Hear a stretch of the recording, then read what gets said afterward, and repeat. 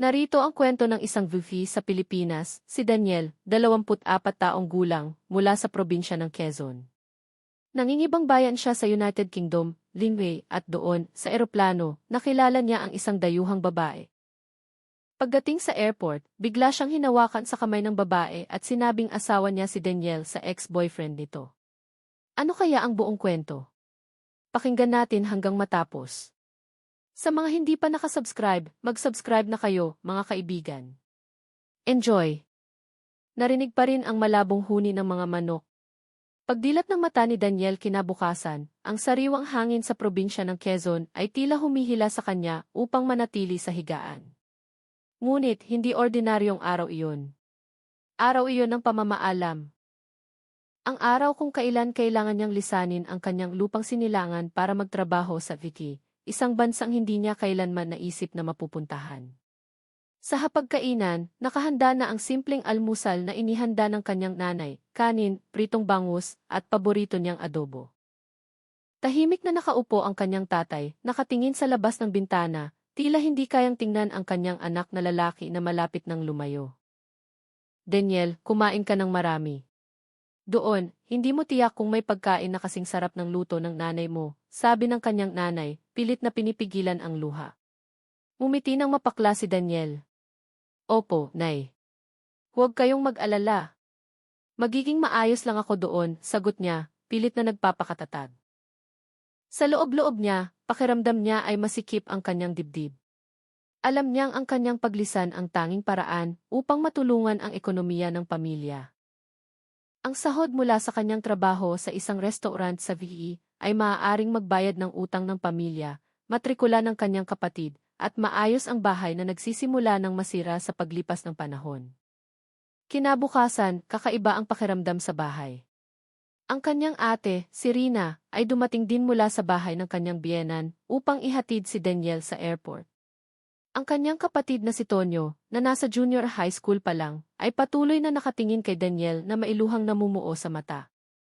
Kuya, huwag mong kalimutan magpadala ng litrato pagdating mo doon, ha, mahinang sabi ni Tonyo. Hinaplos ni Daniel ang ulo ng kanyang kapatid. Siyempre, Tonyo. Mag-aral ka rin ng mabuti. Ang pagtatrabaho ko doon ay para sa kinabukasan mo rin. Dumating ang travel car na susundo sa tapat ng bahay. Mahigpit na niyakap ni Daniel ang kanyang nanay, naramdaman ang panginginig ng matandang katawan nito dahil sa luha na hindi na mapigilan. Mag-ingat ka, anak. Huwag kang magkakasakit doon, bulong ng kanyang nanay sa tenga ni Daniel. Lumunok si Daniel, pilit na pinipigilan ang luha. Opo, Nay. Idalangin niyo po akong laging malusog. Ang biyahe patungo sa Ninoy Aquino International Airport, Dende, ay tila mahaba. Sa buong biyahe, tahimik lang si Daniel habang nakatingin sa labas ng bintana. Ang bawat bukirin, bawat bahay ng kapitbahay na nalalampasan ay tila nag-iiwan ng mga alaala na ayaw niyang pakawalan. Pagdating sa airport, naging maayos ang proseso ng check-in. Matapos ang huling pamamaalam sa pamilya na naghatid, naglakad si Daniel patungo sa waiting area na maihalo-halong damdamin. Tiningnan niya ang boarding pass sa kanyang kamay. Hindi siya makapaniwala na malapit na siyang nasa eroplano patungo sa ibang bansa. Habang nakaupo sa waiting area, hindi mapigilan ni Daniel ang mag-isip kung paano ang buhay doon. Makaka-adjust kaya siya? Paano kung hindi sila pala kaibigan? Ang kanyang Ingles ay sapat lamang para sa simpleng pag-uusap. Umalingaungaw ang tawag para sa boarding na nagpakaba sa kanya. Sa mabibigat na hakbang, sumakay siya sa eroplano. Nasa tabi ng bintana ang kanyang upuan at umupo siya ng maingat. Maya-maya, isang dayuhang babae na may blonde na buhok ang pumasok at umupo sa tabi niya. Maganda ang mukha nito, asul ang maliwanag na mga mata, at mahina ang amoy ng kanyang mamahaling pabango. Hi, bati ng babae na may friendly na ngiti. Kinabahan si Daniel, ngunit gumanti siya ng kabadong ngiti. Hi, maikling sagot niya. Naging tigas ang kanyang dila dahil sa kaba. Binuksan ng babae ang isang light conversation. You going to London to? Tanong niya. Yes, maikling sagot ni Daniel. Halos hindi marinig ang kanyang boses. Bahagyang tumawa ang babae nang hindi nasaktan sa katahimikan ni Daniel. I'm Emily, sabi niya habang inilalahad ang kanyang kamay. Tumango si Daniel ng kabadong hinawakan ang kamay na iyon ng dahan-dahan. Daniel, sagot niya. Hindi naging marami ang pag-uusap sa pagitan nila. Si Emily ay mukhang abala sa kanyang cellphone, habang si Daniel ay mas nakatingin sa labas ng bintana, iniisip ang kanyang kinabukasan. Ngunit, paminsan-minsan, sinubukan ni Emily na magbukas ng usapan. Tinanong niya kung saan nagmula si Daniel at ano ang layunin niya sa Vicky. Sa simpleng Ingles, ipinaliwanag ni Daniel na magtatrabaho siya sa isang restaurant na pag-aari ng isang Pilipino sa London. Oh, that's nice, sabi ni Emily habang ngumiti. It must be a big step for you. Tumango lang si Daniel, naramdaman na totoo iyon. Para sa kanya, hindi lang ito isang malaking hakbang, kundi isang taya sa kanyang buhay. Ilang oras ang lumipas, pinatay ang ilaw sa kabin. Nagsimulang matulog ang ilang pasahero. Ngunit nahirapan si Daniel na ipikit ang kanyang mga mata. Maraming bagay ang iniisip niya, ang bagong trabaho, ang sahod na kailangan niyang ipadala, at kung paano niya haharapin ang pangulila sa bahay na tiyak na darating. Sa gitna ng kanyang pagmumuni-muni, sumulyap siya kay Emily na mukhang balisa. Paulit-ulit na binuksan ng babae ang kanyang cellphone, nagbabasa ng mensahe, pagkatapos ay bumuntong hininga ng malalim. Ang kanyang mukha ay mukhang balisa, tila nahaharap sa isang malaking problema. Ngunit pinili ni Daniel na huwag makialam. Isa lang siyang estranghero na nagkataong nakaupo sa tabi niya. Nang papalapit na ang eroplano sa London, lalo pang lumakas ang kaba ni Daniel. Hindi niya alam kung ano ang itsura ng lungsod na iyon at hindi pa siya nakalabas ng bansa kahit minsan. Pilit niyang pinatitibay ang kanyang sarili, inaalala ang dahilan kung bakit siya naroroon, ang pamilya, ang kinabukasan, at ang pag-asa para sa isang mas magandang buhay. Pagkababa ng eroplano at naghanda na ang mga pasahero para bumaba, biglang lumingon si Emily sa kanya. Seryoso ang kanyang tingin, tila maihihilingin. Daniel, mahinang sabi niya. Can I ask you a favor? Kinunot ni Daniel ang kanyang noo. Hindi niya maintindihan. Favor? Yes. A favor. Please. Help me, sabi ni Emily. Nanginginig ang kanyang boses. Tinignan siya ni Daniel nang nagtataka. Hindi niya alam na ang hiling na iyon ang magbabago sa kanyang buhay magpakailanman. Tinignan ni Daniel si Emily na nakakunot ang noo. Ang mga salita ng dayuhang babae ay patuloy na umalinggaw sa kanyang tenga. Please help me, ulit ni Emily. Sa pagkakataong ito, mas malakas. Hindi pa rin maintindihan ni Daniel. Itinuro niya ang kanyang sarili, tinitiyak kung ang hiling ay talagang para sa kanya. Me? Help you? Tanong niya ng utal-utal. Mabilis na tumango si Emily. Yes, you. I really need your help. Just pretend to be the husband when we are outside. Napatigagal si Daniel. Akala niya ay nagkamali ang kanyang pandinig sa mga salita ni Emily. Pretend husband. What do you mean? Tanong ni Daniel, pilit na tinitiyak. Bumuntong hininga ng malalim si Emily pagkatapos ay tiningnan si Daniel na may mukhang puno ng pag-aalala. There's a man waiting for me at the airport. As an ex-boyfriend. He doesn't want to let me go. I told him I'm married. If he sees me with as a husband, he might stop. Lalo pang nalito si Daniel sa paliwanag na iyon. Napahid pa siya sa kanyang mukha, umaasang ito ay isang hindi pagkakaunawaan lamang. What? What? You want me to pretend to be your husband? Tiniyak ni Daniel sa kanyang limitado. Mabilis na tumango si Emily. Yes, only for a while. Just until we get out of the airport. Please, you are the only one can ask right now. Natahimik si Daniel. Sinubukan ng kanyang utak na intindihin ang sitwasyon. Isa lang siyang VP na unang beses palang lumabas ng bansa. Ngayon, isang dayuhang babae ang humihiling sa kanya na magpanggap na asawa niya. Pakiramdam niya ay parang kwento sa telebisyon na hindi niya naisip na mangyayari sa kanya. But he don't know how to act, sabi niya ng kinakabahan. Kinagat ni Emily ang kanyang labi, halatang frustrated. You don't need to act too much. Just stay easy if I side. Hold to my hand.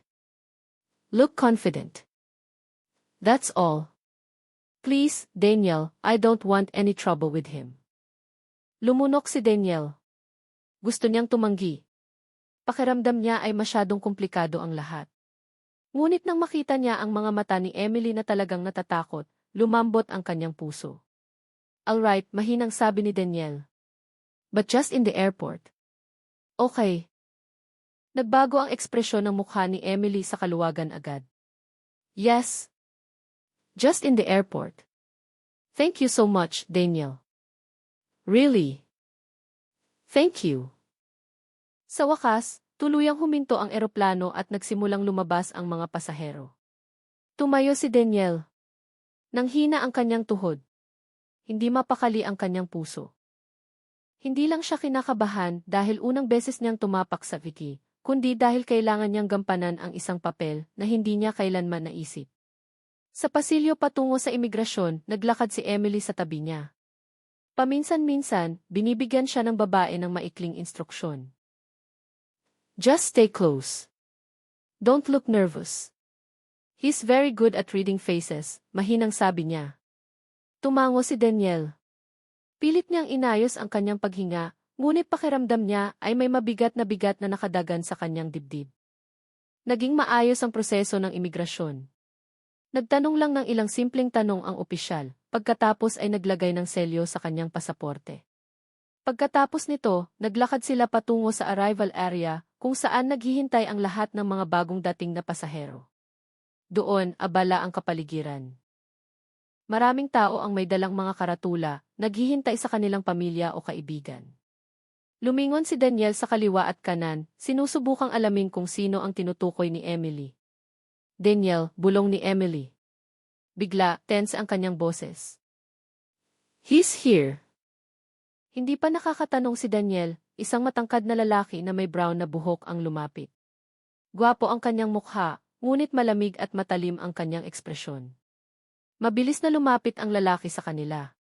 Agad na hinawakan ni Emily ang kamay ni Daniel. Ang pagdampi na iyon ay nagpatigas kay Daniel. Malamig ang kanyang kamay. Mas mabilis na tumibok ang kanyang puso. Emily, bati ng lalaki sa tono na tila may galit. He's here. Pinatayo ni Emily ang kanyang sarili, pilit na nagpapakita ng kumpiyansa. This is my husband, Daniel, sabi niya ng matigas. Tumango lang si Daniel ng kabadong, sa kanyang makapal na accent mula sa probinsya. Kinunot ng lalaki ang kanyang noo, tiningnan si Daniel mula ulo hanggang paa. Your husband, really? Tanong niya sa mapanuyang tono. Mas hinigpitan ni Emily ang hawak sa kamay ni Daniel. Yes, my husband. We got married a month ago, sabi niya ng buong pagtitiwala. Nakatayo lang si Daniel ng matigas, pilit na nagpapakita ng neutral na ekspresyon kahit na magulo ang kanyang puso. Lumapit ang lalaki, tiningnan si Daniel ng mas matalim. Where are you from? Tanong niya ng may pagdududa. Lumunok si Daniel. Pilipinas, maikling sagot niya. Tumango ng dahan-dahan ang lalaki, tila may sinusuri.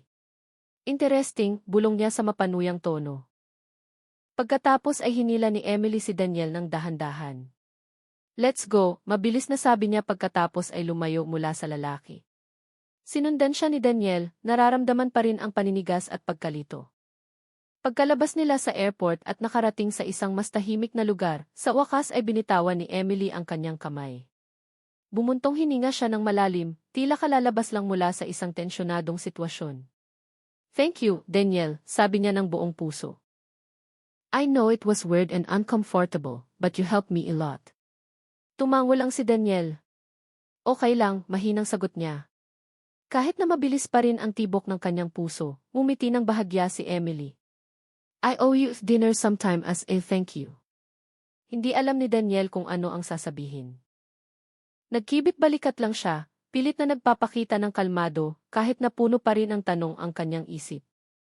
Bakit siya ang pinili? Bakit mukhang takot na takot ang babae sa kanyang ex-boyfriend? At ano ang mangyayari pagkatapos nito? Nang kumaway si Emily at umalis na sinundo ng isang mamahaling kotse, nakatayo si Daniel sa harap ng pinto ng airport na maihawak na maliit na maleta.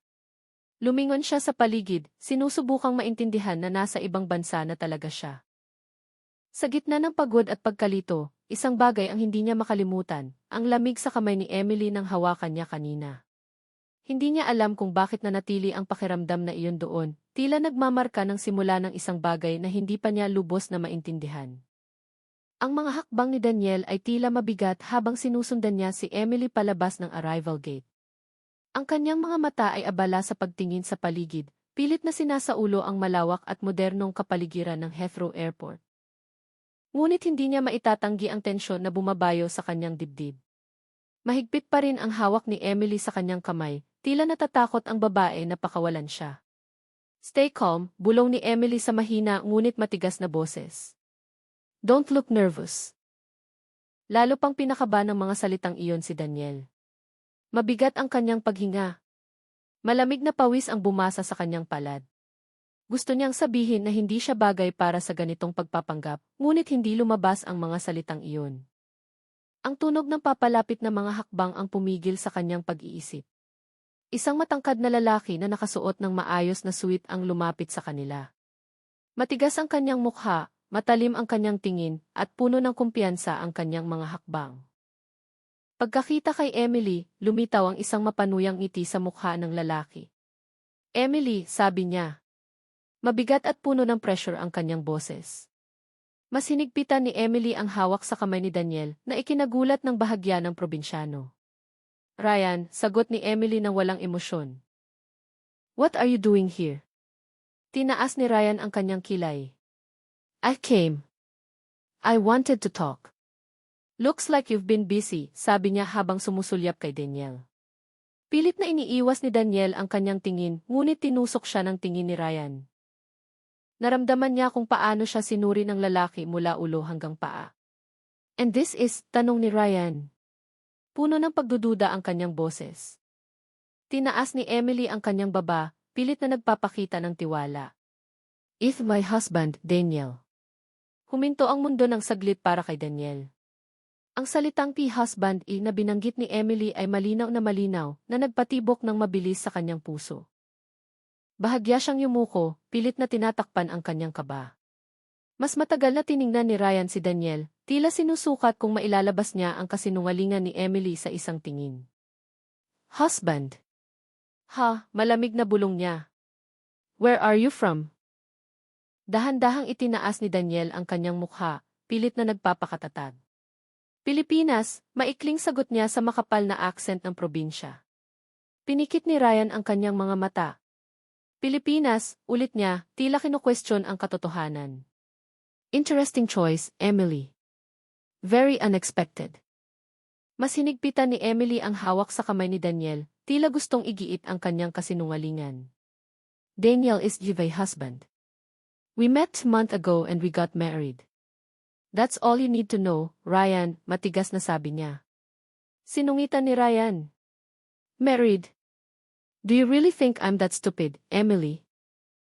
Ang mga salitang iyon ay nagpakilabot sa dugo ni Daniel. Kahit hindi niya lubos na maintindihan ang lahat ng sinabi ni Ryan, malinaw ang tono ng pag-insulto. May pagnanais sa loob niya na ipagtanggol ang kanyang sarili, ngunit naging tigas ang kanyang dila. Alam niyang hindi niya kayang manalo sa laban na ito. Bumuntong hininga ng malalim si Emily. Don't owe you any explanation. If I were you, I'd move on, sabi niya nang walang emosyon pagkatapos ay nagsimulang hilahin si Daniel palayo. Ngunit lumapit si Ryan, humaharang sa kanilang daan. You think you can just walk away from me? After everything? Lumakas ang kanyang boses, na naging dahilan upang lumingon ang ilang tao sa paligid. Kinabahan si Daniel. Ang sitwasyon ay nagsisimula ng mawala ng kontrol at hindi niya alam kung ano ang gagawin. Isang bagay lang ang alam niya, talagang takot na takot si Emily. Nanginginig ang kanyang kamay habang hawak ang kamay ni Daniel, at ang kanyang asul na mga mata ay nagpapahiwatig ng malalim na pag-aalala. Sa isang matapang na hakbang na nagulat pa sa kanya mismo, lumapit si Daniel ng bahagya sa harap ni Emily. Wala siyang sinabi, tiningnan lang si Ryan ng matigas. Kahit na halos lumabas na ang kanyang puso, sinubukan niyang ipakita na hindi niya hahayaan si Ryan na istorbohin ang babae na kasama niya. Mukhang nagpigil si Ryan sandali, marahil ay nagulat na makita ang simpleng lalaki na iyon na nangahas na tumayo sa kanyang harapan. Bumuntong hininga siya ng bahagya, pagkatapos ay umatras ng bahagya. Fine, malamig na sabi niya. Enjoy your little fantasy, Emily. But remember, lies don't last forever. Hindi sumagot si Emily.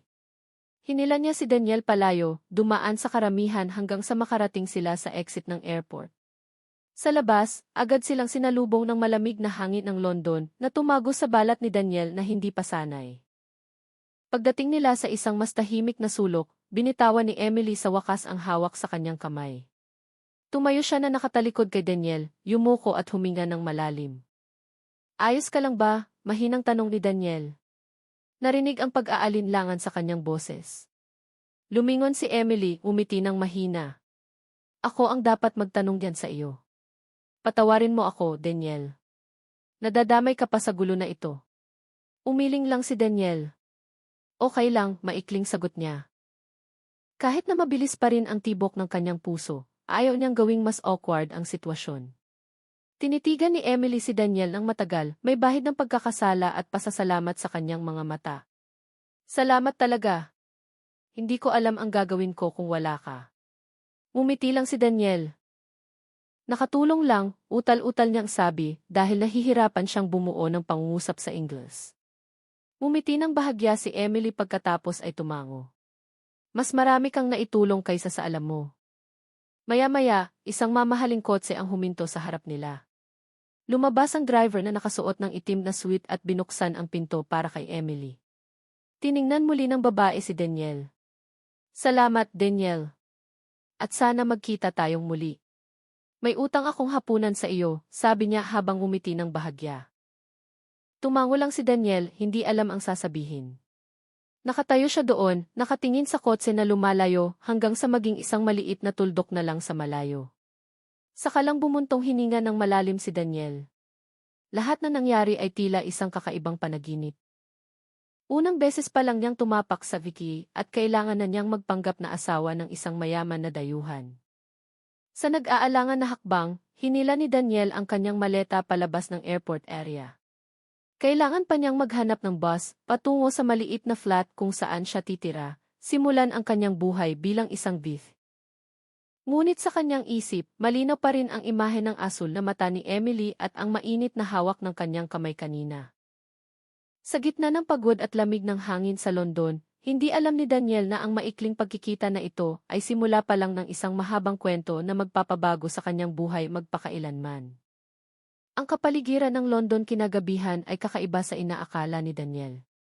Kulay abo ang langit, tumatago sa buto ang lamig, at ang ingay ng mga sasakyan na dumaraan ay nagpapahirap sa kanyang ulo.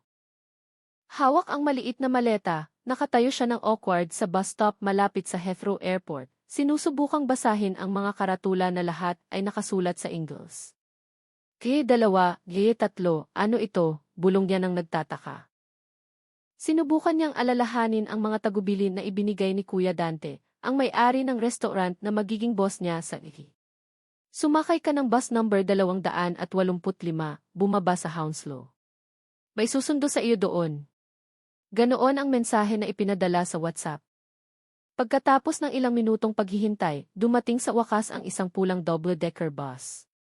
Sumakay si Daniel, ipinakita ang kanyang address sa driver at nagbayad gamit ang pound sterling na pakiramdam niya ay bago pa rin sa kanyang kamay. Sa loob ng bus, umupo siya malapit sa bintana habang nakatingin sa labas. Ang mga lumang gusali ay halo-halo sa mga modernong gusali. Mabilis na naglalakad ang mga tao na may seryosong mukha at ang malamig na hangin na patuloy na gumagapang sa kanyang balat ay nagparamdam sa kanya. Hindi na ito ang kanyang probinsya. Daniel, focus, bulong niya sa sarili. Ito ay para sa pamilya, para kay nanay, para kay Tonyo. Ang biyahe patungo sa Hounslow ay tumagal ng halos 1 oras. Pagkababa niya ng bus, nakita niya ang isang lalaki na may katamtamang tindig na kumakaway. Nakasuot ang lalaki ng makapal na jacket at may friendly na ngiti. Daniel, tawag niya. Opo, sagot ni Daniel ng bahagya. Ako si Kuya Dante. Tara, sumama ka sa akin. Hindi kalayuan ang tirahan mo sa restaurant, sabi ng lalaki sa Tagalog. Ang pagkarinig sa pamilyar na boses ay nagpagaan ng bahagya sa puso ni Daniel. Sinundan niya si Kuya Dante patungo sa isang maliit na van na nakaparada hindi kalayuan sa bus stop. Sa buong biyahe, ikinuwento ni Kuya Dante ang kanyang trabaho sa restaurant. Magtatrabaho ka muna sa kusina, maglilinis, maghihiwa ng gulay, tutulong magluto kung kailangan. Kung masasanay ka na, baka pwede kang matuto maging chef, paliwanag niya. Tumango si Daniel. Handa akong magtrabaho ng masipag, kuya, matatag na sabi niya. Dumating sila sa isang simpleng flat sa labas ng lungsod. Ang lumang gusali ay mukhang ordinaryo, ngunit sapat na malinis. Sa loob nito, may 3 maliliit na kwarto na inuokupahan ng kapwa Duth. Ito ang kwarto mo, sabi ni Kuya Dante habang binubuksan ang pinto ng isang maliit na kwarto na may double deck na kama at maliit na aparador. Kasama mo sa kwarto si Rustom. Gabi ang shift niya, kaya baka bihira kayong magkita. Inilagay ni Daniel ang kanyang maleta, bumuntong hininga ng malalim. Kahit na simple, ang kwartong iyon ang magiging pahingahan niya pagkatapos ng maghapong trabaho. Ang unang gabi sa Vigi ay tila mahaba. Ang ingay ng mga sasakyan sa kalsada, ang lamig ng hangin, at ang pakiramdam ng pagiging dayuhan ay nagpahina kay Daniel na matulog. Tiningnan niya ang larawan ng pamilya na inilagay niya sa dingding malapit sa kama. Ang mukha ng kanyang nanay, tatay at kapatid ay nakatingin sa kanya tila nagbibigay ng lakas. Tibayan mo, Daniel, bulong niya. Simula pa lang ito. Kinabukasan, sinimula ni Daniel ang kanyang unang araw sa restaurant ni Kuya Dante.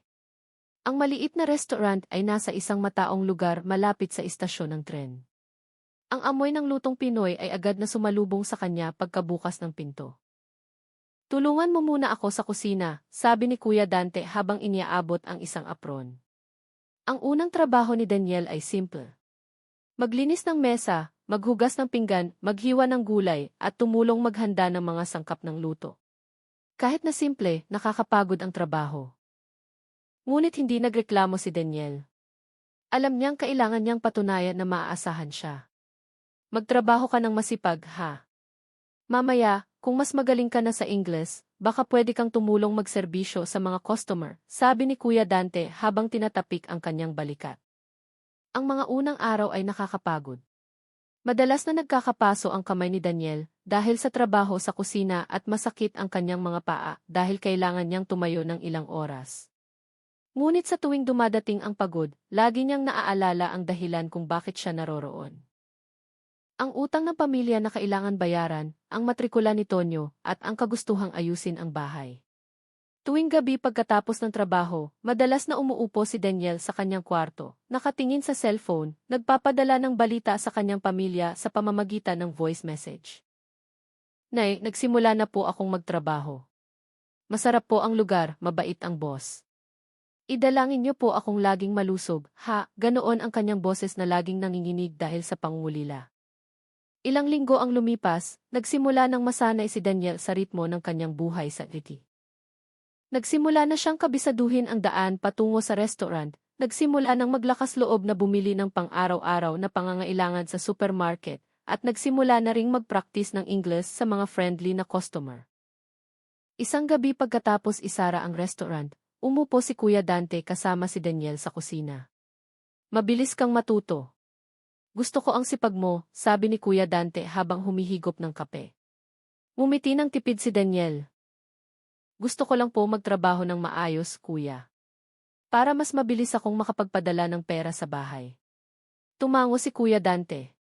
Tandaan mo, huwag mong kalimutan mag-ingat sa kalusugan. Maraming busy ang masyadong nagsisipag hanggang sa magkasakit. Kailangan mong maging balanse. Ang payo na iyon ay nagpababa kay Daniel. Madalas niyang nakakalimutan kumain dahil sa abala at minsan ay napapagod ng sobra ang kanyang katawan. Ngunit alam niyang wala siyang pagpipilian kundi ang magpatuloy. Sa gitna ng kanyang nagsisimulang matatag na routine, isang bagay ang hindi niya makalimutan, ang kakaibang pagkikita sa airport noon. Ang imahe ng mukha ni Emily, ang tono ng kanyang kaba nang humingi ng tulong, at ang mahigpit na hawak ng kanyang kamay ay madalas na lumilitaw sa kanyang isip. Isang gabi habang naglilinis siya ng mesa sa restaurant, nag-vibrate ang kanyang cellphone. Isang mensahe ang pumasok mula sa isang hindi kilalang numero. Hi, Daniel, it's Emily. How are you? Natahimik si Daniel, nakatingin sa screen ng kanyang cellphone na may mabilis na tibok ng puso. Hindi niya alam kung paano sasagutin.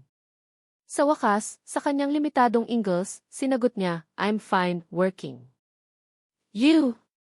Maya-maya, dumating ang sagot. "I'm good. Thank you again for helping me at the airport. I'd like to treat you to dinner as a thank you." Napatigagal si Daniel. Mabilis ang tibok ng kanyang puso. Hindi niya kailanman naisip na ang dayuhang babae na iyon ay muli siyang kokontakin, lalo na ang yayain siya magkita. Ngunit bago pa niya magpasya kung ano ang gagawin, isa pang mensahe ang pumasok. "Don't say no. I insist. You help me a lot." Matagal na tiningnan ni Daniel ang screen ng kanyang cellphone bago dahan-dahang nag-type. Okay. Sa sandaling iyon, hindi alam ni Daniel na ang kanyang simpleng buhay bilang isang duvi ay unti-unting magbabago. Nagsimula ito sa maikling mensahe na iyon. Nang araw na iyon, pagkatapos ng kanyang afternoon shift sa restaurant, umupo si Daniel sa kahoy na bangko malapit sa kusina, nakatingin sa kanyang cellphone. Naroon pa rin sa screen ang mensahe mula kay Emily. "Tomorrow evening, I'll pick you up. Don't worry, just casual clothes." Pinahid ni Daniel ang kanyang mukha, nag-aalinlangan. Casual clothes. Para kay Emily, maaaring iba ang kahulugan niyan. Para sa kanya, mayroon lang siyang ilang plain na t-shirt, isang manipis na jacket, at sapatos na nagsisimula ng masira. "Daniel, bakit ka tulala dyan?" tanong ni Rustom, ang kanyang roommate, habang binubuksan ang refrigerator. Agad na nilock ni Daniel ang kanyang cellphone. "Wala, nag-iisip lang," sagot niya. "Nag-iisip ng ano?" "Baka nag-iisip ng babae, ha?" pang-aasar ni Rustom habang tumatawa. Hindi sumagot si Daniel, umiti lang ng tipid. Alam niyang kung ikukwento niya ang tungkol sa imbitasyon ni Emily, hindi titigil si Rustom sa pang-aasar. Kinabukasan ng gabi, nakatayo si Daniel sa harap ng restaurant, nakasuot ng malinis na asul na t-shirt at kulay abo na jacket. Pinawisan ang kanyang mga kamay kahit malamig ang hangin sa London.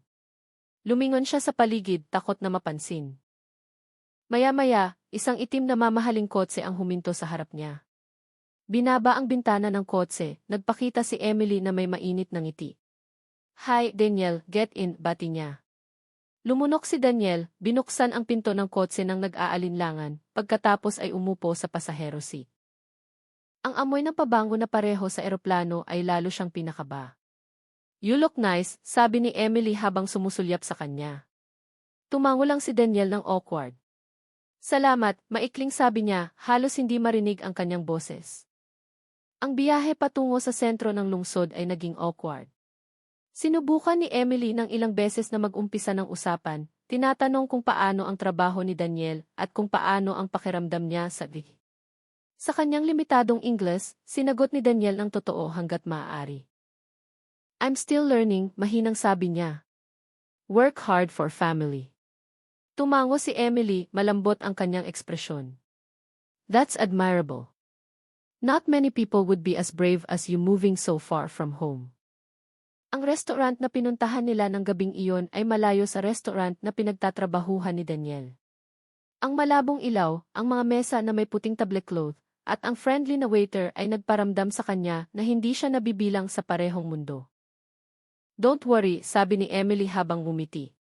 Tila alam niya na nag-aalinlangan si Daniel. "Just relax, this is just dinner." Umupo sila sa mesa malapit sa bintana. Mula doon, nakita ni Daniel ang kumikinang na mga ilaw ng lungsod ng London sa gabi. Ngunit ang marangyang kapaligiran ay lalo lang siyang pinakaliit. Nang dumating ang waiter dala ang menu, tiningnan lang ni Daniel ang listahan ng pagkain ng hindi naiintindihan. Maraming kakaibang termino na hindi pa niya narinig. Nakita ang kanyang pagkalito, tumawa ng bahagya si Emily. "Don't worry, I'll order for both of us," sabi niya. Tumango si Daniel nang may pagluluwag. "Salamat," mahina niyang sabi. Nang dumating ang pagkain, nagsimulang magbukas ng usapan si Emily. Ikinuwento niya ang kanyang trabaho sa interior design, ang kanyang pamilya na nakatira, hindi kalayuan sa sentro ng lungsod, at ang kanyang mga libangan. Nakikinig lang si Daniel, paminsan-minsan ay tumatango, paminsan-minsan ay nagsasabi ng maikling salita tulad ng TOTOTS. Ngunit sa loob-loob niya, hinahangaan niya ang paraan ng pagkukwento ni Emily. Ang babae ay mukhang napakakumpiyansa, napakaiba sa kanya na sanay na yumuyuko at maingat sa bawat hakbang. Pagkatapos ng ilang sandali, nagsimulang lumuwag ang kapaligiran. Tinitigan siya ni Emily ng seryoso. Daniel, about that day at the airport, I really want to say thank you, sabi niya. You didn't have to help me, but you did. And you didn't even ask for anything in return. Yumuko si Daniel, nararamdaman ang pag-aalinlangan. Nakatulong lang, mahina niyang sagot. You look scared. Umiti ng malambot si Emily. He was Dinley X. He's not someone who takes no easily. That's why I panicked. But you made me feel safe. Ang mga salitang iyon ay nagpatahimik kay Daniel.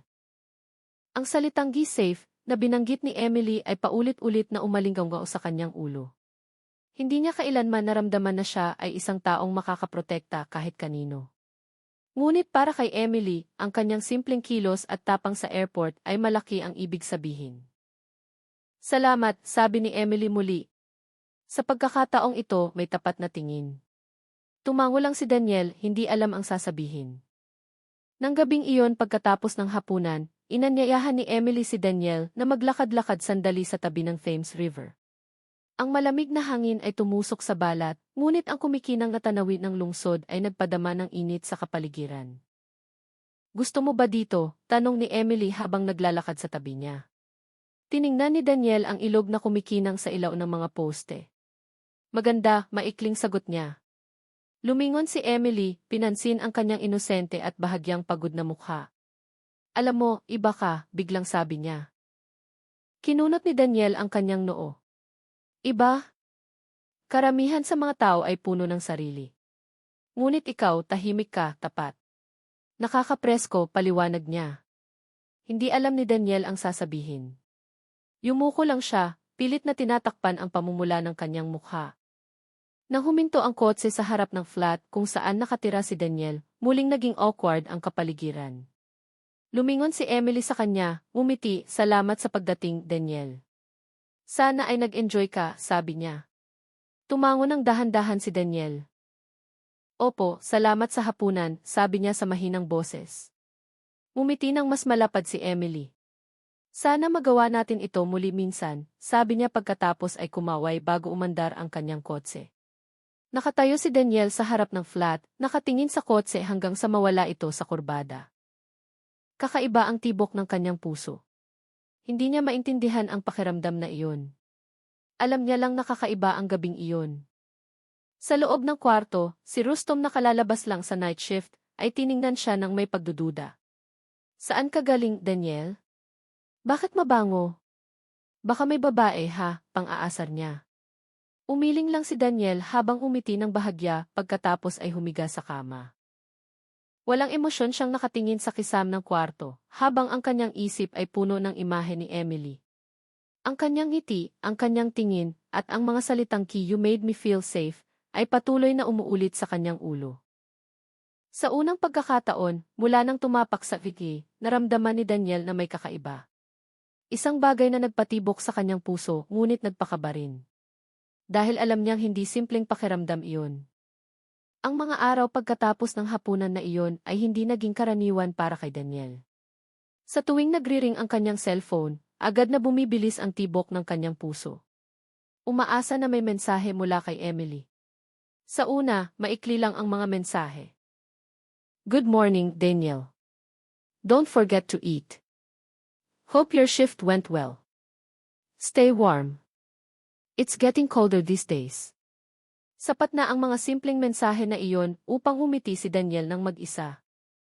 Kahit napagod sa pagtatrabaho sa mainit at maingay na kusina, hindi niya inakala na isang tulad ni Emily, maganda, matalino, at nabubuhay sa isang napakakaibang mundo, ay aalalahanin ang maliliit na bagay tungkol sa kanya. Isang hapon, nang katatapos lang ni Daniel maghatid ng pagkain sa customer, nag-vibrate muli ang kanyang cellphone. Are you free tomorrow? I want to show you something. Paulit-ulit na binasa ni Daniel ang mensahe, nalilito kung ano ang isasagot. Matapos matagal na pag-iisip, maikli siyang nag-type, yes, after work. Maya-maya, dumating ang sagot. Great, I'll pick you up. Kinabukasan, dumating si Emily ng eksakto sa oras. Sa pagkakataong ito, nakasuot siya ng makapal na cream jacket at light blue na knitted scarf. Pareho pa rin ang kanyang mainit na ngiti. Hi, Daniel, bati ni Emily habang kumakaway. Tumango si Daniel ng bahagya. Hi! Nagbiyahe sila ng halos 30 minuto hanggang sa makarating sa isang malawak na park sa labas ng lungsod. Kahit malamig ang hangin, abala ang park ng mga taong naglalakad-lakad o nagpapakain ng mga ibon. Lumingon si Emily kay Daniel. This is the favorite place, sabi niya. When feel stressed, it helps me think. Tumango lang si Daniel habang nagmamasid sa paligid. Para sa kanya, ang tanawin ng park na may matatangkad na puno at kahoy na bangko ay nakakapagpakalma. Kahit na medyo awkward pa rin siyang nakatayo sa tabi ni Emily, umupo sila sa bangko na nakaharap sa maliit na lawa. Ang malamig na hangin ay nagpaloob kay Daniel upang kiskisin ang kanyang mga kamay para magpainit. Si Emily na nakapansin noon ay ngumiti pagkatapos ay kumuha ng maliit na termos mula sa kanyang bag. Here, hot chocolate, sabi niya habang iniaabot ang plastik na baso na may mainit na inumin. Tinanggap ni Daniel ang nag-aalinlangan. Salamat, mahina niyang sabi. Nang humigop siya ng inumin, agad na nagpadama ng tamis at init sa kanyang katawan na nagpagaan ng bahagya sa kanyang pakiramdam. Tinitigan siya ni Emily ng malambot. You work so hard, Daniel. You deserve to rest sometimes, sabi niya. Natahimik si Daniel, hindi alam ang sasabihin. Para sa kanya, ang pagtatrabaho ng masipag ay hindi isang pagpipilian kundi isang obligasyon. May pamilya na naghihintay ng kanyang padala sa probinsya. Ngunit nang marinig ang mga salita ni Emily, parang may humipo sa kanyang puso ng isang kakaibang bagay.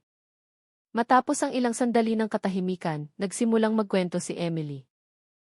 Ikinuwento niya ang kanyang pagkabata, ang kanyang masamang relasyon sa kanyang ex-boyfriend, hanggang sa kung paano niya naramdaman na nakulong siya sa bilog ng mga mayayamang tao na tanging hitsura at status lang ang pinapahalagahan. Around people like that, you can trust anyone, mahina niyang sabi. That's kinda what you did that day, it felt real and honest. Tinitigan siya ni Daniel, pilit na naunawaan. I just want to help, sabi niya sa simpleng English. Umiti ng bahagya si Emily. And that's what makes you different, sagot niya. Nagsimulang lumubog ang araw, nag-iiwan ng kulay dalandan sa langit. Inanyayahan ni Emily si Daniel na maglakad sa daanan sa gilid ng lawa. Namimiss mo ba ang bahay? Tanong ni Emily. Biglang bumuntong hininga ng mahina si Daniel. Araw-araw, tapat niyang sagot. Ang nanay ko, ang tatay ko, ang maliit kong kapatid. Nagtatrabaho ako para sa kanila. Yumuko si Emily. Naging malambot ang kanyang ekspresyon. Dapat ay ipinagmamalaki kanila, sabi niya.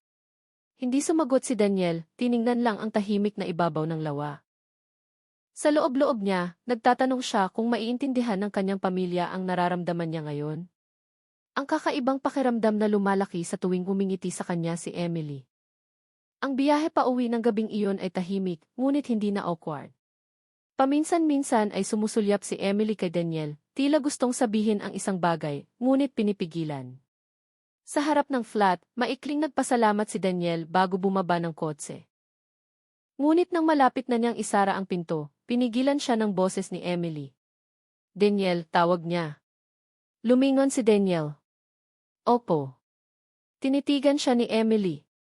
Kumikinang ang kanyang mga mata sa ilalim ng ilaw ng kalsada. Masaya akong nagkakilala tayo, mahina niyang sabi. Natahimik si Daniel, hindi alam ang sasabihin. Simple lang ang mga salitang iyon, ngunit sapat na upang mas bumilis ang tibok ng kanyang puso. Tumango lang siya pagkatapos ay dahan-dahang isinara ang pinto. Nang gabing iyon, nahirapan si Daniel na matulog. Humiga siya na nakatingin sa kisam ng kwarto, iniisip ang mga salita ni Emily. Masaya akong nagkakilala tayo. Alam niyang hindi siya dapat umasa ng sobra. Masyadong magkaiba ang mundo ni Emily at ng kanyang mundo. Ngunit habang pilit niyang binabaliwala ang pakiramdam na iyon, mas lumakas ang pakiramdam na iyon na humihila sa kanya. Sa mga sumunod na araw, lalong lumakas ang kanilang pagiging malapit. Madalas na nagpapadala si Emily ng mensahe, minsan ay nagtatanong lang kung kumain na ba si Daniel o may kailangan. Paminsan-minsan ay dumarating siya sa restaurant na pinagtatrabahuhan ni Daniel, umuupo sa sulok habang umingiti kapag nakikita si Daniel na abala sa paghatid ng order. Nagsimulang mang-asar ang mga kasamahan ni Daniel. Daniel, sino ang dayuhan na iyon? Bawat linggo, nakatambay dito naghihintay sa iyo, sabi ni Ramon, ang kanyang kasamahan sa kusina. Umiling lang si Daniel habang pilit na pinipigilan ang ngiti.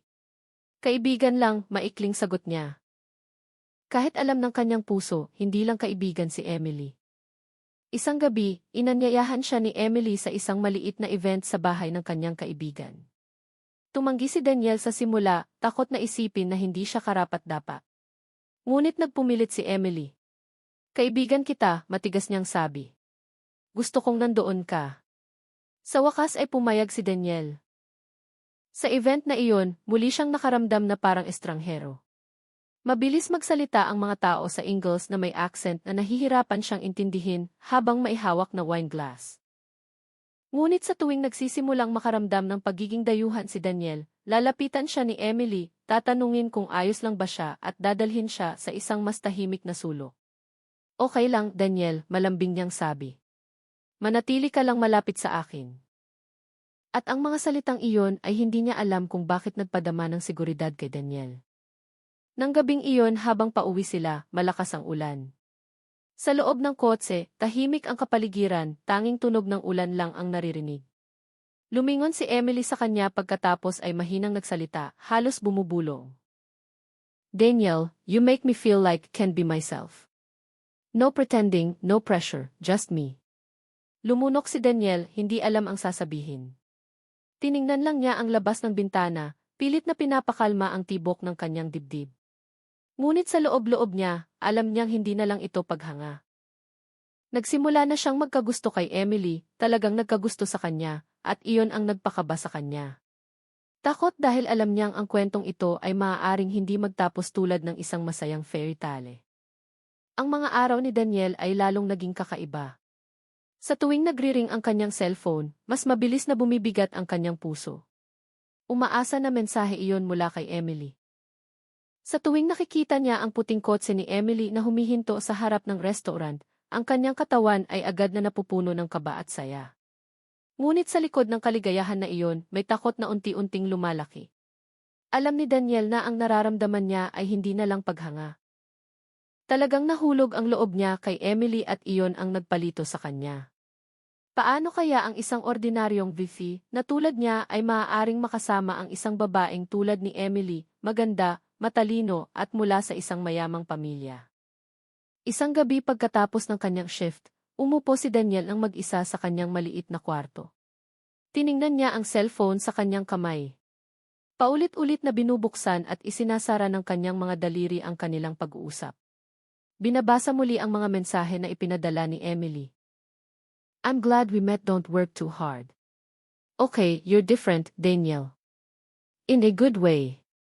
Ang mga pangungusap na iyon ay nagpangiti sa kanya, ngunit nagpapahigpit din sa kanyang dibdib. Alam niyang habang lalo siyang lumalapit kay Emily, mas nahihirapan siyang kontrolin ang pakiramdam na ito. Kinabukasan, inanyayahan siya ni Emily na samahan sa isang charity event. Hindi mo kailangang mag-alala, Daniel, sabi niya habang ngumiti ng nakakapanatag. Magiging maayos ka, manatili ka lang malapit sa akin. Nag-aalinlangan si Daniel sa una.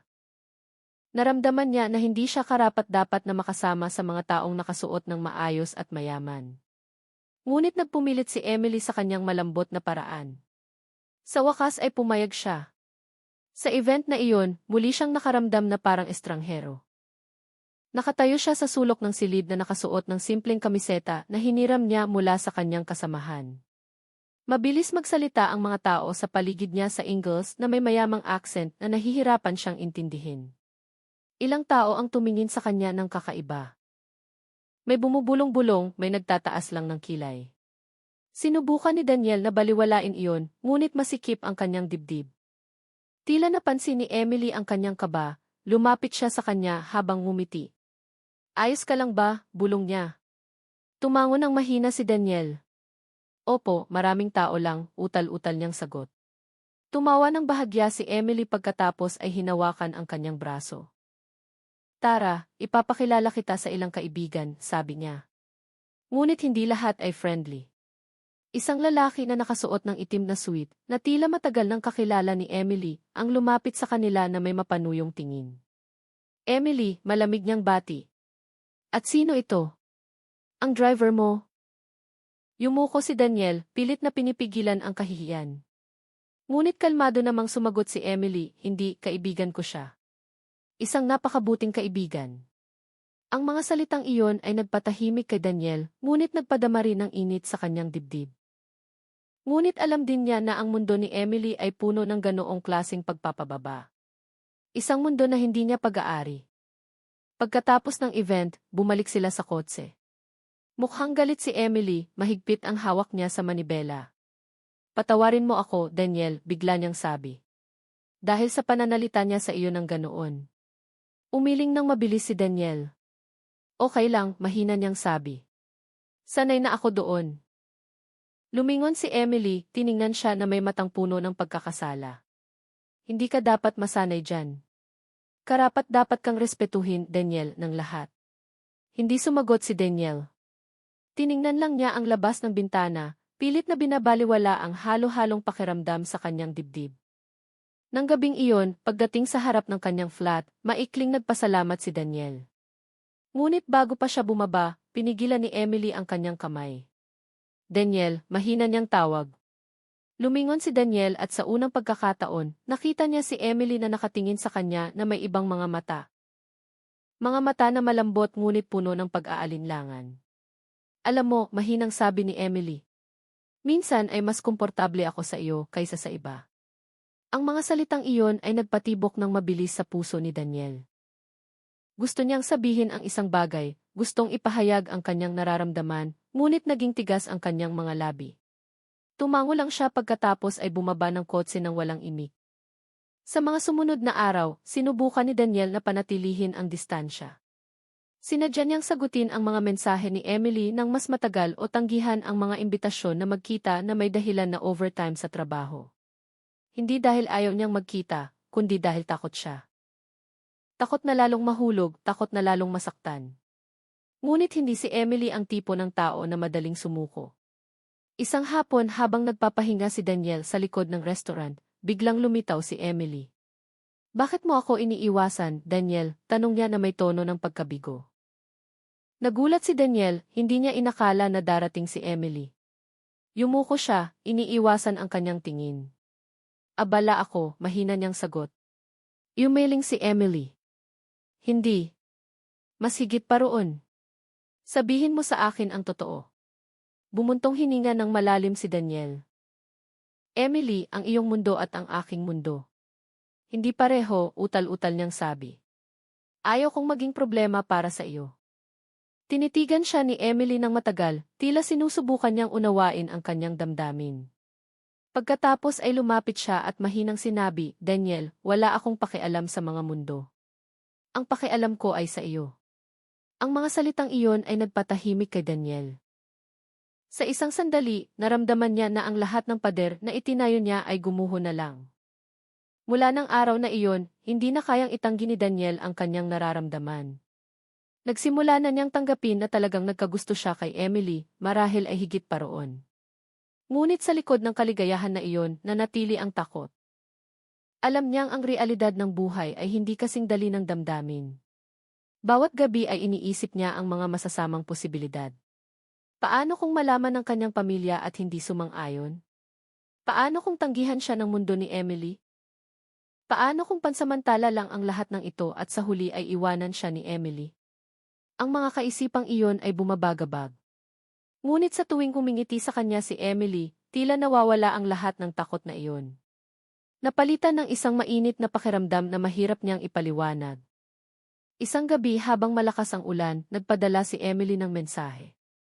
Can't see you. Just to talk. Nang hindi nag-iisip ng matagal, sumang-ayon si Daniel. Sinundo siya ni Emily at sa kotse, tanging tunog ng ulan ang naririnig. Mukhang pagod si Emily. Sometimes, feel like I don't belong anywhere, mahina niyang sabi.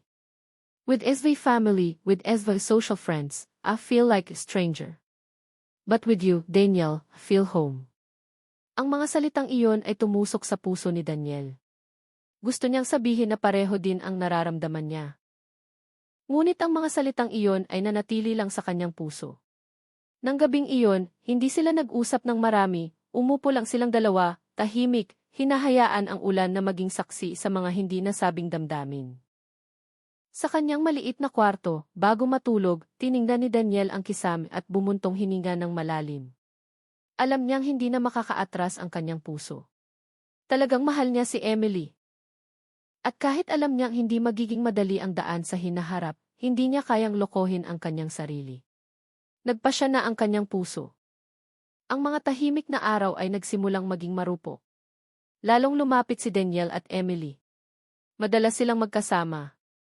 Minsan ay kumakain lang ng hapunan sa apartment ni Emily. Minsan ay umuupo lang sa park habang nag-uusap tungkol sa maliliit na bagay. Para kay Daniel, sapat na iyon. Hindi siya kailanman humingi ng higit pa.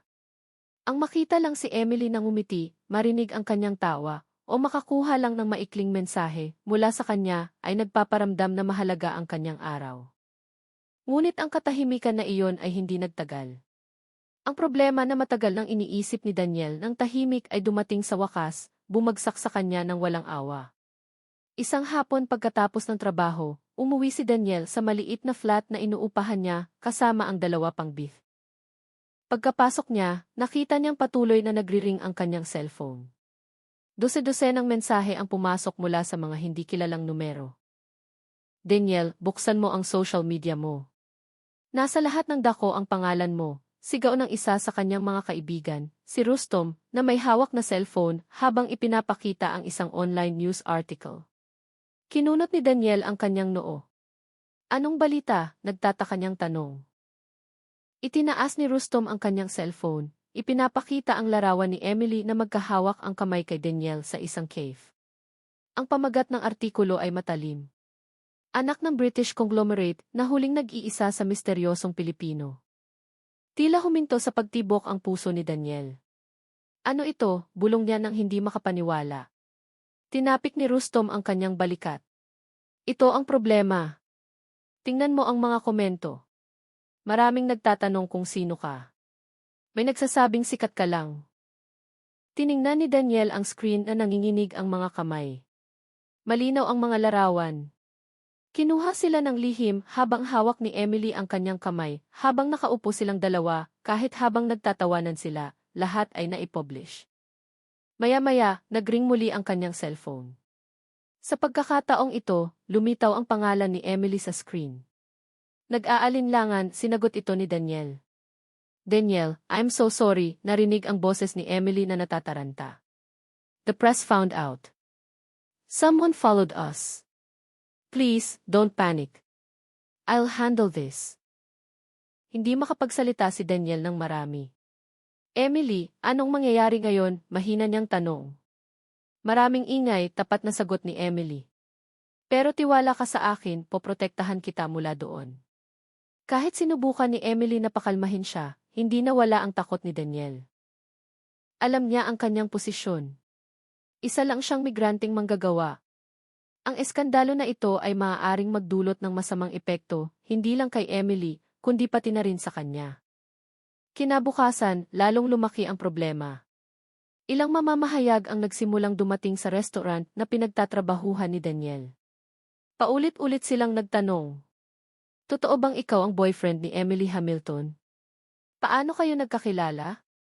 May balak ba kayong magpakasal? Yumuko lang si Daniel, piniling manahimik. Samantala, mukhang galit ang kanyang manager dahil naging usap-usapan ang restaurant. Kinagabihan, tinawag ng manager si Daniel sa opisina.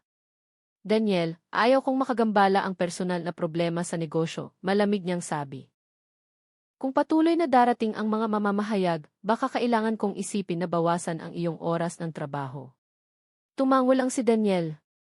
Wala siyang magawa. Nang gabing iyon, dumating si Emily sa flat ni Daniel nang walang abiso. Mukhang pagod ang kanyang mukha. Ngunit matatag pa rin ang kanyang tingin. Kailangan nating mag-usap, sabi niya habang pumasok sa sala. Nagulat ang mga kaibigan ni Daniel at agad silang nagbigay ng espasyo.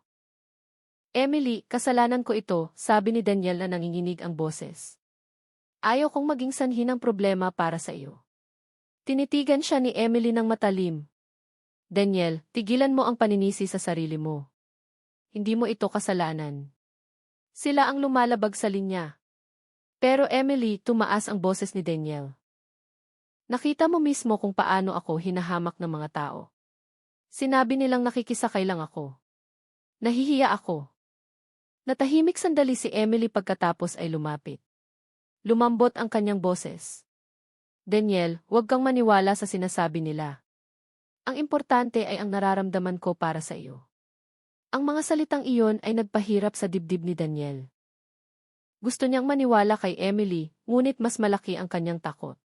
Sa mga sumunod na araw, lalong lumakas ang pressure. Ang mga balita tungkol sa kanila ay patuloy na lumalabas. Mga bagong larawan, spekulasyon, kahit mga maling chismis ay lumitaw. Isa sa mga chismis ay sinasabing pera lang ni Emily ang habol ni Daniel. Ang isa pang chismis ay sinasabing ang kanilang relasyon ay isang diskarte lang upang pagselosin ang ex-boyfriend ni Emily. Bumaha ng matatalim na komento sa social media.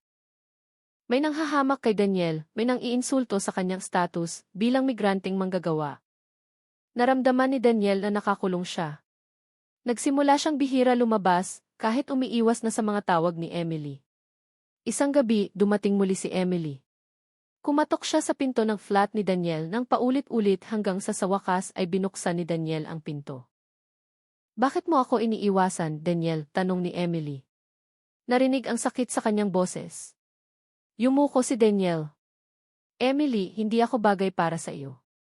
Masyadong magkaiba ang mundo natin. Tingnan mo kung ano ang nangyayari. Nagdulot lang ako ng gulo sa buhay mo. Tinitigan siya ni Emily ng matalim. Huwag kang mangahas, matigas niyang sabi. Hindi ko kailangan ang ibang tao upang sabihin sa akin kung ano ang nararamdaman ko para sa iyo, Daniel, at kung ano ang totoo. Umiling si Daniel, pilit na pinipigilan ang kanyang emosyon. Natatakot ako, Emily. Natatakot ako na magtatapos ang lahat ng ito ng masama. Ayaw kong masaktan ka dahil sa akin. Lumapit si Emily, nakatayo ng ilang pulgada lang ang layo sa kanya. Daniel, mas malala pa ang naranasan ko. Ngunit sa iyo, sa unang pagkakataon, naramdaman ko na kaya kong maging sarili ko. Huwag mo akong itulak palayo. Nagtagpo ang kanilang mga mata. Sa katahimikan na iyon, nakita ni Daniel ang katapatan sa mga mata ni Emily. Tapat na walang pag-aalinlangan. Nakikipagtalo ang kanyang puso sa kanyang lohika. Ngunit sa sandaling iyon, isang bagay ang alam niya. Hindi na niya kayang magpanggap na hindi niya mahal si Emily. Ilang araw pagkatapos nito, inihayag ni Emily ang isang nakakagulat na bagay sa media. Sa isang panayam, matigas niyang sinabi, Daniel ang pangalan niya. Mahalaga siya sa akin at walang sinuman ang may karapatang husgahan siya kung saan siya nagmula. Ang pahayag na iyon ay lalong nagpakagulo sa media. Maraming sumuporta ngunit hindi rin kakaunti ang pumuna. Ngunit hindi umatras si Emily. Para kay Daniel, ang tapang ni Emily ay lalong nagparamdam sa kanya na hindi laro ang kanilang nararamdaman. Nang gabing iyon, inanyayahan ni Emily si Daniel sa gilid ng Thames River. Umupo sila sa mahabang bangko, nakatingin sa kumikinang ng mga ilaw ng lungsod. Daniel, mahinang sabi ni Emily. Wala akong pakialam sa ingay. Ang pakialam ko lang ay sa iyo. Gusto kong malaman, pareho ba ang nararamdaman mo? Tinitigan siya ni Daniel, namumuo ang luha sa kanyang mga mata. Emily, natatakot ako. Pero, mahal kita dati pa. Ngumiti si Emily pagkatapos ay hinawakan ang kanyang kamay. Haharapin natin ito ng magkasama. Sa unang pagkakataon mula nang lumitaw ang problema, nakaramdam ng bahagyang kaluwagan si Daniel. Alam niyang mahaba pa ang kanilang daan. Ngunit ng gabing iyon, sa unang pagkakataon, sigurado siya na magkapareho ang lakas ng kanilang nararamdaman. Sa kanyang maliit na kwarto ng gabing iyon, tiningnan ni Daniel ang kisame habang ngumiti ng tipid. Alam niyang hindi pa tapos ang bagyo, ngunit sa unang pagkakataon, handa siyang harapin ito basta't nasa tabi niya si Emily. Ang mga araw pagkatapos na bukas na aminin ni Emily ang kanyang relasyon kay Daniel ay tila roller coaster. Abala pa rin ang media, matalim pa rin ang komento ng publiko, ngunit may kakaiba sa pagkakataong ito. Hindi na sinubukan ni Daniel na magtago. Nagtatrabaho pa rin siya sa parehong restaurant. Kahit na may maraming pressure, ngunit sa tuwing nakikita niya ang mensahe ng suporta mula sa mga taong hindi niya kilala, lalo na mula sa kapwa Buthi sa Vicky, gumaan ng bahagya ang kanyang puso. Itinuring nila si Daniel bilang inspirasyon. Isang taong nangahas magmahal kahit tutol ang mundo. Hindi rin tumigil si Emily sa pagsuporta kay Daniel. Sa tuwing dumarating ang pressure, lagi siyang pinapatatag ni Emily. Wala siyang pakialam sa chismis, sa mga masamang komento, o sa mga inaasahan ng mga tao. Ngunit isang bagay ang hindi pa nila nahaharap, ang malaking pamilya ni Emily. Alam ni Daniel na sa madaling panahon ay kailangan nilang kausapin ang tatay ni Emily. Ang malaking negosyante na matagal nang narinig lang niya mula sa kwento ni Emily o sa balita sa telebisyon. Dumating ang araw na iyon ng mas maaga kaysa sa inaakala niya. Isang hapon, kinontak siya ni Emily. Daniel, sabi ni Emily sa telepono. Matatag ang kanyang boses ngunit medyo nanginginig. Gusto kang makita ni tatay bukas ng gabi sa bahay ng pamilya. Agad na natahimik si Daniel. Mabilis ang tibok ng kanyang puso. Emily, ako. Ano ang gagawin ko? Hindi ako sino man. Ikaw. Maging sarili mo lang, malambing na putol ni Emily. Iyon ang gusto ko. At naniniwala ako na iyon din ang kailangan makita ni tatay. Huminga ng malalim si Daniel. Nang gabing iyon, hindi siya makatulog. Ang masasamang kaisipan ay umikot sa kanyang ulo. Paano kung hinamak siya ng pamilya ni Emily? Paano kung pilitin nila si Emily na iwasan siya? Kinabukasan ng gabi, nakasuot ng simpleng puting kamiseta at inihiram na jacket mula sa kanyang kaibigan, dumating si Daniel sa malaking bahay ng pamilya ni Emily. Marangya ang bahay na may malawak na bakuran at matataas na bakal na gate. Isang bagay na hindi niya kailanman naisip na mapupuntahan niya sa kanyang buhay. Sinalubong siya ni Emily sa pinto, umiti ng nakakapanatag. You look great, sabi niya habang hawak ang kamay ni Daniel. Sa malawak na dining room, naghihintay ang tatay ni Emily, isang kagalang-galang na lalaki na may maayos na ubaning buhok, mamahaling sweet at matalim na tingin. Sa tabi niya nakaupo ang nanay ni Emily na mukhang mas friendly kahit na puno rin ang pag-uusisa. Daniel, bati ng tatay ni Emily. Malalim at matatag ang kanyang boses. Let's sit. Yumuko si Daniel ng magalang. Salamat, sir. Ang hapunan ay naging awkward. Maraming tanong ang tatay ni Emily tungkol sa background ni Daniel, ang kanyang pamilya sa Quezon, ang kanyang trabaho, kahit ang dahilan ng kanyang pagpunta sa Vihi. Sinagot ni Daniel ng totoo hanggat maaari, kahit na minsan ay nanginginig ang kanyang boses. Hanggang sa wakas ay inilapag ng tatay ni Emily ang kanyang kutsara at sinabi, alam mo, pinag-uusapan ka ng mga tao. Sabi nila, pera lang niya ang habol mo. Ano ang masasabi mo roon? Ang tanong na iyon ay tumusok sa puso ni Daniel. Lumunok siya pagkatapos ay matatag na sinabi, Sir, hindi ko po kontrolado ang sinasabi ng ibang tao. Pero ang alam ko po, hindi ko kailanman hiniling kay Emily ang kahit ano. Gusto ko lang po siyang makasama dahil mahal ko siya. Iyon lang po. Ang katahimikan ay pumuno sa silid. Tiningnan ni Emily ang kanyang tatay na may kumikinang na mata, tila hinahamon ang sinumang nanghahamak kay Daniel. Matapos ang ilang sandali na tila napakahaba, bumuntong hininga ng malalim ang tatay ni Emily. At least you're honest, maikling sabi niya pagkatapos ay nagpatuloy sa pagkain. Para kay Daniel, hindi iyon pahintulot, ngunit hindi rin pagtanggi. Ang mga araw pagkatapos ng hapunan na iyon, nagsimulang gumaan ang kanilang relasyon. Kahit na abala pa rin ang publiko, pinili ni Emily at Daniel na mag-focus sa kanilang sariling kaligayahan. Isang gabi, inanyayahan ni Emily si Daniel na maglakad-lakad sa gilid ng Thames River. Ang mga ilaw ng lungsod ay kumikinang sa malayo. Malamig ang hangin ng gabi. Daniel, biglang sabi ni Emily, pinigilan ang kanyang mga hakbang. Gusto kong sabihin ang isang bagay. Nagtataka si Daniel. Ano iyon? Bumuntong hininga ng malalim si Emily pagkatapos ay lumuhod sa harap ni Daniel. Mula sa bulsa ng kanyang coat, kinuha niya ang isang maliit na kahon na may simpleng singsing.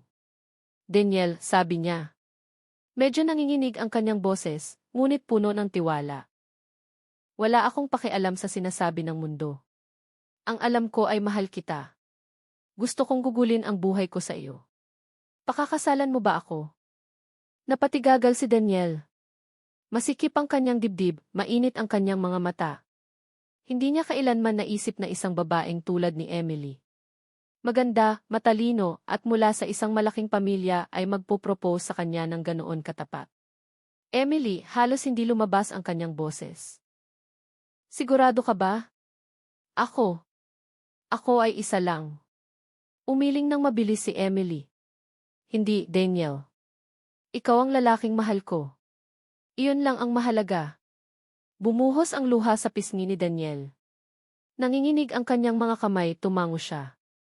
Emily. Gusto ko. Ngumiti ng malapad si Emily, isinuot ang singsing sa daliri ni Daniel, pagkatapos ay tumayo at mahigpit siyang niyakap. Agad na kumalat ang balita ng kanilang engagement. Muling nagkagulo ang publiko. May sumuporta, may nang-iinsulto. Ngunit sa pagkakataong ito, hindi natakot si Daniel. Alam niya ang isang bagay.